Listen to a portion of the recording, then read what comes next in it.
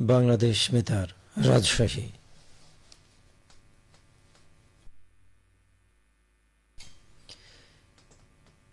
একটু পরেই শুনতে পাবেন স্থানীয় বাংলা সংবাদ।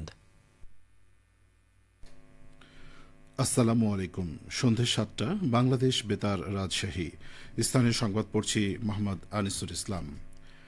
আপিল ও নিষ্পত্তি শেষে রাজশাহী বিশ্ববিদ্যালয় কেন্দ্রীয় ছাত্র সংসদ, রাকসু ও সিনেট নির্বাচনের জন্য ৫ জন তাদের প্রার্থিতা ফিরে পেয়েছেন। এর আগে মনোনয়নপত্র জমা দেওয়ার পর প্রাথমিক যাচাই বাছাইয়ে ৭ জনের প্রার্থিতা বাতিল হয়। আজ প্রধান নির্বাচন কমিশনার অধ্যাপক ড এফ নজরুল ইসলাম বিষয়টি নিশ্চিত করে বলেন, আগামী রোববার প্রার্থীদের চূড়ান্ত তালিকা প্রকাশ করা হবে। হলসহ রাকসু ও সিনেটের প্রার্থীদের তালিকা বিশ্ববিদ্যালয়ের ওয়েবসাইটে প্রকাশ করা হবে। উল্লেখ্য, রাকসুতে ২৩টি ও সিনেটের ৫টি পদের বিপরীতে মোট ৩২২টি মনোনয়নপত্র জমা পড়ে। নির্বাচন কমিশনের যাচাই বাছাইয়ের পর আপিল ও নিষ্পত্তি শেষে ৩২০ জন নির্বাচনে প্রতিদ্বন্দ্বিতার জন্য চূড়ান্তভাবে মনোনীত হন। আগামী রোববার নির্বাচন কমিশনের দেওয়া চূড়ান্ত তালিকা প্রকাশের পর প্রার্থীরা প্রচার প্রচারণায় মাঠে নামবেন। এদিকে রাকসু নির্বাচনে বিশ্ববিদ্যালয়ের ইতিহাসে প্রথম নারী ভিপি প্রার্থী তাসলিম খানের নেতৃত্বে সার্বজনীন শিক্ষার্থী সংসদ নামের প্যানেল ঘোষণা করা হয়েছে। আজ দুপুরে বিশ্ববিদ্যালয়ের প্রথম বিজ্ঞান ভবনের সামনে আয়োজিত এক সংবাদ সম্মেলনে এজিএস প্রার্থী মাহের ইসলাম প্যানেলভুক্ত প্রার্থীদের নাম ঘোষণা করেন।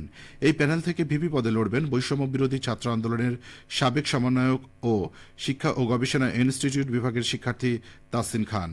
জিএস পদে ম্যাটেরিয়াল সায়েন্স অ্যান্ড ইঞ্জিনিয়ারিং বিভাগের শিক্ষার্থী রাজন আল আহমেদ এবং এজিএস পদে আরবি বিভাগের শিক্ষার্থী মাহায়ের ইসলাম প্রতিদ্বন্দ্বিতা করবেন। এছাড়া রাকসু নির্বাচনে প্যানেল ঘোষণা করেছে ইসলামী ছাত্র আন্দোলন বাংলাদেশ। সচেতন শিক্ষার্থী সংসদ নামের এই প্যানেলে বিশ্ববিদ্যালয়ের শাখা ইসলামী ছাত্র আন্দোলনের সভাপতি মাহাবুর আলমকে ভিপি, সহসভাপতি শরীফুল ইসলাম শরীফকে জিএস এবং সাধারণ সম্পাদক পারভেজ আকন্দকে এজিএস পদে প্রার্থী করা হয়েছে। আজ বিকেলে রাকসু কোষাধ্যক্ষ কার্যালয়ের সামনে এক সংবাদ সম্মেলনে এই প্যানেল ঘোষণা করা হয়। তারা ভিপি, জিএস সহ ১৩ পদ নিয়ে এই প্যানেল তৈরি করেন। রাকসু নির্বাচনে ছাত্র শিবির ও ছাত্রদল সহ ৮টি প্যানেল ঘোষণা করল প্রার্থীরা। উল্লেখ্য, আগামী ২৫ সেপ্টেম্বর সকাল ৮টা থেকে বিকেল ৪টা পর্যন্ত ২৩টি পদে রাকসু, ৫টি পদে সিনেট প্রতিনিধি ও ১৫টি পদে হল সংসদের প্রতিনিধি নির্বাচন অনুষ্ঠিত হবে। সিরাজগঞ্জে তারাস থানা পরিদর্শন করলেন সিরাজগঞ্জ জেলা প্রশাসক ও জেলা ম্যাজিস্ট্রেট মোহাম্মদ নজরুল ইসলাম। তিনি আজ থানার ব্যারাক, ডিটি অফিসারের কক্ষ, অস্ত্রাগার, মালখানা, হাজতখানা, নারী, শিশু, বয়স্ক ও প্রতিবন্ধী সার্ভিস ডেস্ক সহ বিভিন্ন সেরেস্তা সরেজমিনে পরিদর্শন করেন। এর আগে জেলা প্রশাসক থানায় আগমনের সাথে সাথে তারাস থানা পুলিশের পক্ষ থেকে ফুলেল শুভেচ্ছা প্রদান করা হয়। পরে থানার অফিসার ইনচার্জ মোহাম্মদ জিয়াউর রহমানের নেতৃত্বে থানা পুলিশের একটি চৌকস দল তাকে গার্ড অফ অনার প্রদান করেন। এই সময় তারাস উপজেলা নির্বাহী কর্মকর্তা নুসরাত জাহান, উপজেলা সহকারী কমিশনার ভূমি AZM নাহিদ হোসেন সহ অনেকেই উপস্থিত ছিলেন। নওগাঁর নিয়ামতপুরে থানা পুলিশের আয়োজনে আসন্ন শারদীয় দুর্গাপূজা উদযাপন উপলক্ষে সকল পূজা মণ্ডপের সভাপতি ও সাধারণ সম্পাদকের সাথে নিরাপত্তা বিষয়ক মত বিনিময় সভা অনুষ্ঠিত হয়েছে।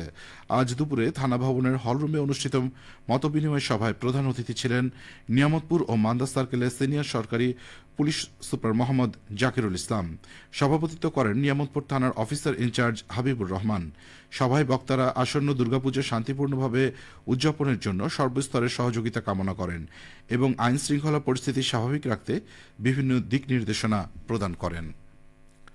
নাটোরে সড়ক সংকেত ও ট্রাফিক আইন যথাযথভাবে প্রতিপালনের মাধ্যমে নিরাপদ সড়ক নিশ্চিত করতে যানবাহন চালকদের প্রশিক্ষণ কর্মশালা অনুষ্ঠিত হয়েছে। আজ জেলার দীঘাপতিয়া PN উচ্চ বিদ্যালয়ে নিরাপদ সড়ক চাই এর আয়োজনে এই প্রশিক্ষণ কর্মশালা অনুষ্ঠিত হয়। কর্মশালায় বক্তারা বলেন, বর্তমানে যাত্রী পরিবহনের ৭০% এবং পণ্য পরিবহনের ৮০% সড়ক পথেই হয়ে থাকে। চালকের প্রশিক্ষণ ও সতর্কতা, ত্রুটিমুক্ত যানবাহনের চালনা, ট্রাফিক আইন যথাযথভাবে মেনে চলার মাধ্যমে দুর্ঘটনা প্রতিরোধ করা সম্ভব। বিদ্যালয়ের প্রধান শিক্ষক রমজান আলীর সভাপতিত্বে কর্মশালায় প্রধান অতিথি ছিলেন নাটোর সদর উপজেলা নির্বাহী অফিসার আদনান আরিফ। খেলার খবর ফুটবল।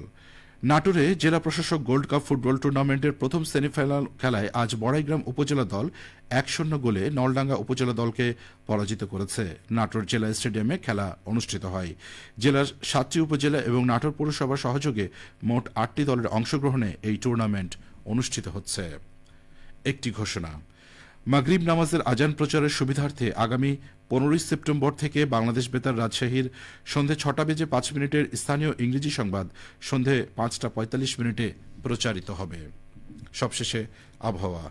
আজ রাজশাহীতে সর্বোচ্চ তাপমাত্রা ছিল 34.8 ডিগ্রি এবং সর্বনিম্ন 25.7 ডিগ্রি সেলসিয়াস। আজ সন্ধে 6টায় বাতাসে আপেক্ষিক আর্দ্রতার পরিমাণ ছিল 88%। রাজশাহী ও পার্শ্ববর্তী এলাকায় আগামীকাল সূর্যোদয় ভোর 5:50। সংবাদ শেষ হলো। আমাদের পরবর্তী স্থানীয় সংবাদ প্রচারিত হবে আগামীকাল সকাল 8:10।